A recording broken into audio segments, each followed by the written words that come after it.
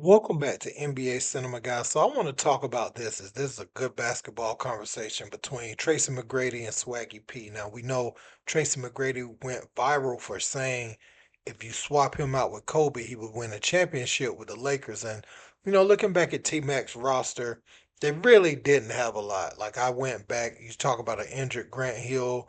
Mike Miller was really good at that time, but he was injured during that playoff series. Is something that I often forget, and that was his second offensive option at that time. But he was hurt, and so you had to depend on Pat Garrity, Michael Doliacs, and people of that ilk. And no disrespect to those players, but Tracy McGrady was carrying a heavy load in Orlando. But he feels like with Shaq, he probably could have got a title. Now that's going to come down to, do you feel like they could have got by Portland with him? Could they had got by San Antonio? And I know they swept San Antonio one of those years when they met them in the conference finals. They swept Sacramento when they still had Jason Williams, but when they went out and got Mike Bibby, I think it was in the semis. They went 7 games, and they played KG and the Minnesota Timberwolves one year in the conference finals, I believe. And I believe I don't know if I'm saying this correct, but maybe that was the year that they did eventually lose to um, the Detroit Pistons, if I remember correctly. But let's get into what they had to say, because I know Swaggy P was kind of going at T Mac, and so T Mac is on Gil's Arena and he's confronting him now. Let's check it out. And I'm looking at Shaq, the most dominant basketball player, and I'm seeing myself playing with a cat like Shaq, based off of the conversation around ring culture. Hell yeah, I would have won a ring with Big Fella, right? And the reason I say that is because when you go back to early 2000 and you look on that all NBA list, who's right there with Kobe? I'm on that first team. I see you, Nick. Yeah. And I want One of my favorite players. I wore number But one. you his favorite player. That's the fucking funny part. That's why we're number one. But here's what I want. But I want you to challenge that. yeah. I want you to challenge that. Right? Don't hold shit back. I want you to challenge that. I got you. I ain't gonna take no offense to anything. Just don't be disrespectful. I ain't gonna be fighting on this motherfucker. But, no, I'm joking. But when I look at the player who I was at this specific time, I'm not saying I'm Kobe. I don't have to be Kobe to play with Shaq and win a championship. D Wade proved that, didn't he? Right? D Wade proved that. We're talking about a very small time in my career when I was considered top 5 player in the NBA. That's all we're talking about. And looking at based off of what Shaq and who he was At that moment. at that moment in time, throw me in there. That's no disrespect to Bean. Not at all. No disrespect to Bean. That man, he's dog. The man is one of the greatest top 5 players ever. But we talking about that small, minute time. Swaggy.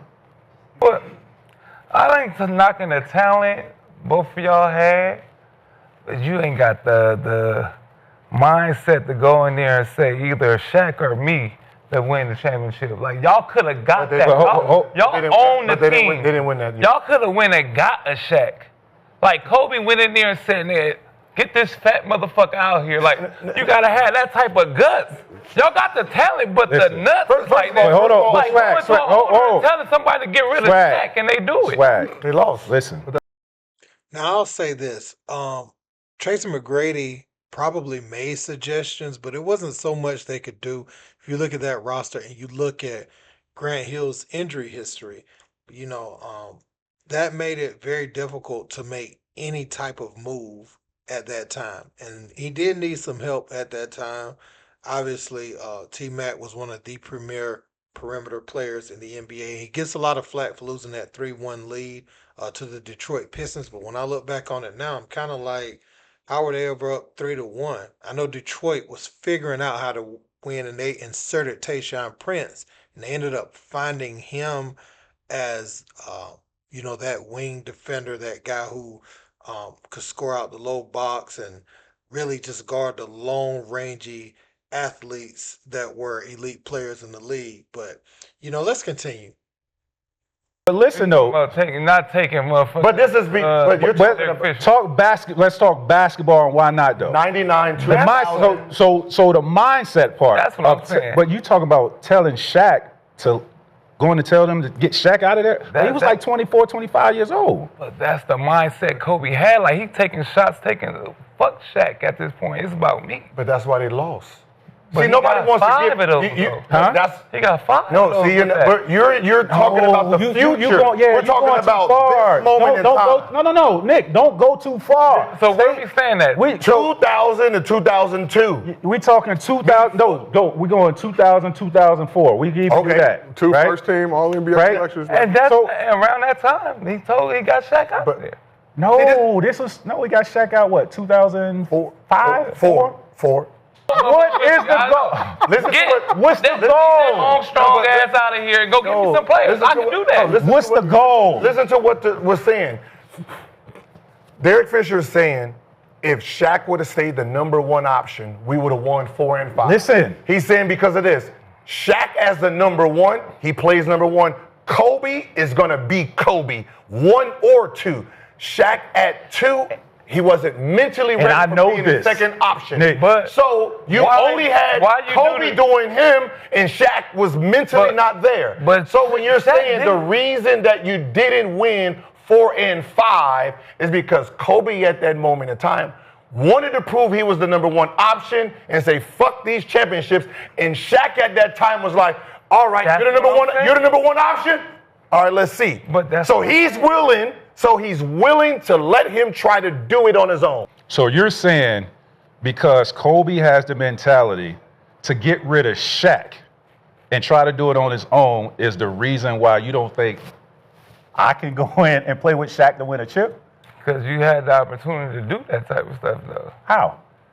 You had a team, you had a whole franchise in your league. You could have went in there and said, get rid of this person and get this person. How? You don't need a shot. You could have went and got somebody else. How? The same way Kobe did. That's what I'm saying. Kobe ain't do that. So Swaggy is kind of sticking to his point where he feels like Tracy McGrady's mentality was nowhere near on par with the Kobe Bryant. And you think about players like Bruce Bowen, they're going to challenge you mentally, stepping in your space on your way down, when you're shooting and things like that. It was very big back in the day. We saw what Zaza Pachulia ended up doing to Kawhi Leonard, but, that type of thing. And, he's questioning if T-Mac had the resolve in some of these matchups. It looked easy with Kobe and Shaq, but Shaq is also someone who needed to be pushed and needed to be made upset. And Kobe would, shake, up the locker room in a way where Shaq, he's used to being the voice, used to doing things his way, and Kobe is challenging those things with T-Mac. Does he know that, like, championships require uncomfortability between the top chiefs on the team? That's kind of what he's questioning, but let's continue. It's a small little area. We're talking about early 2000, 2003, 2004. How am I going to go into my management and tell them to get rid of injured Grant Hill to better my team? You got to do what you got to do. You got to have that mama mentality. Mama mentality, motherfucker. Fuck everybody to win a championship. And what's so funny is what you're saying is the result of why he's disrespected. See, you Kobe say it's your team, y'all would use that against him. No. If he say it's Shaq team. If he's smart.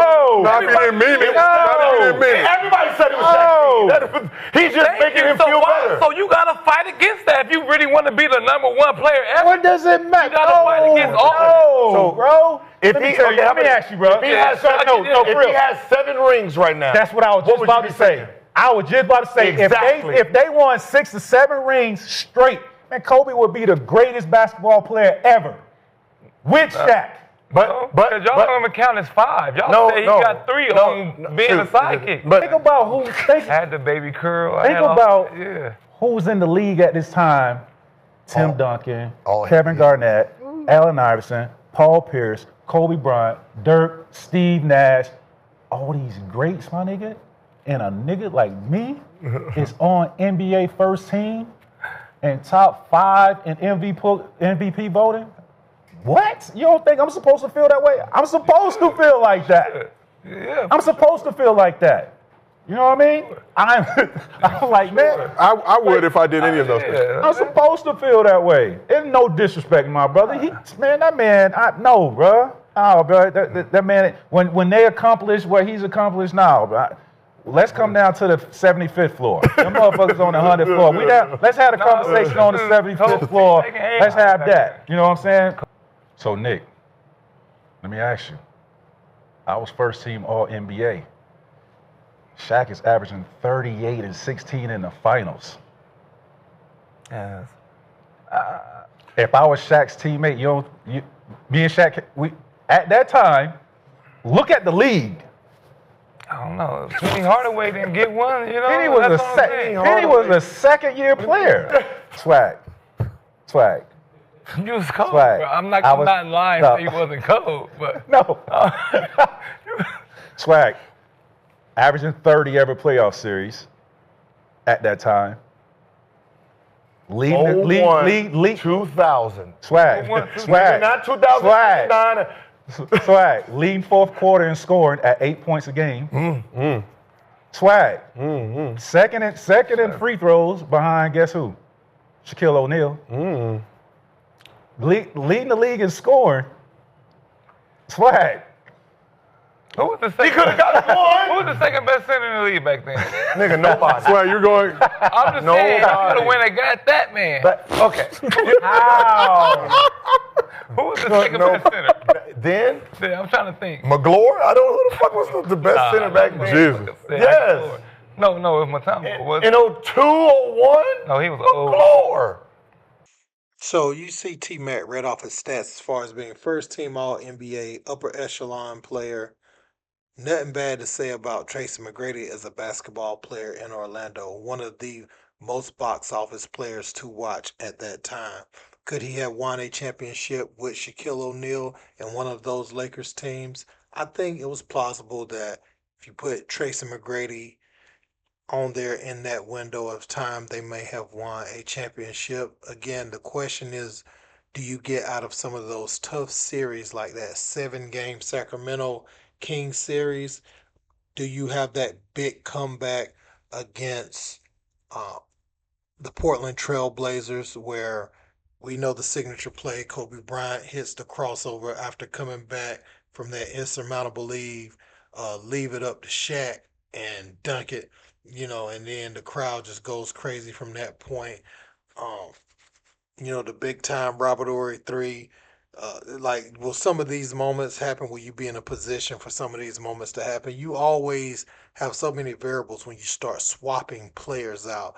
And a lot of times people like to look at one play or look at the situation of that game as if, oh, he would have made that shot if he was there, or things like that. But you can't do that because it changed the whole tide of the way the game is played when you move a player out, especially a star. You probably more apt to do that with similar role players, but a star and how they're going to play off of each other, or a few stars, how they're going to play off each other, you're going to have to look at that in its totality. Maybe some of the games are more out of hand in the favor of the Lakers, but maybe some of them are not. You just never know. But, T-Mac, it was good to see him and Swaggy talk about this. I do think Swaggy's a little bit off. I don't think Orlando had the assets, or, people weren't clamoring to come down there and just play with Tracy McGrady in Orlando like that. I mean, it's a nice city and everything, but as far as the NBA team, nobody wasn't dying to be on that team. You see what I'm saying? So I think he was a bit hamstringed there. Now, if you want to talk about the team he had with Yao Ming, Meta World Peace, now that team, they still beat the Lakers in game one, without Tracy McGrady when he was hurt. I think his window would have been better in Houston to win championships because Yao was a problem. Yao did play Shaq really good. He was strong. Like Yao, He wasn't, a bad player at all. Yao was one of the, top bigs at that time. Number two, right behind Shaq, I would say. During those LA years, and sometimes he could win that matchup. So, um, you had about everything. You had that version of Meta World Peace defensively. So if he could have just stayed healthy in that series, there was a lot of people. Luis Scola was a problem. I mean, people don't remember that footwork, but he had every pivot, every fake, soft hands, could shoot from the foul line. You had guys doing the dirty work like Chuck Hayes. I mean, he was a good defender, good rebounder. You had all types of good players all over that court. So, um, I feel like if maybe he had some of that talent in Orlando when he was at his peak, maybe, but he didn't. And sometimes that's just the way an NBA career go. I mean, Dominique Wilkins didn't play with the same level of players that Larry Bird had. When he was playing against them, still took him 7 games. You know what I'm saying? He just didn't have the horses. He had Doc Rivers, John Concat, people like that on the team. So. Let me know what you guys think in the comments, though. Don't forget to like, share, and subscribe. Till next time. Peace.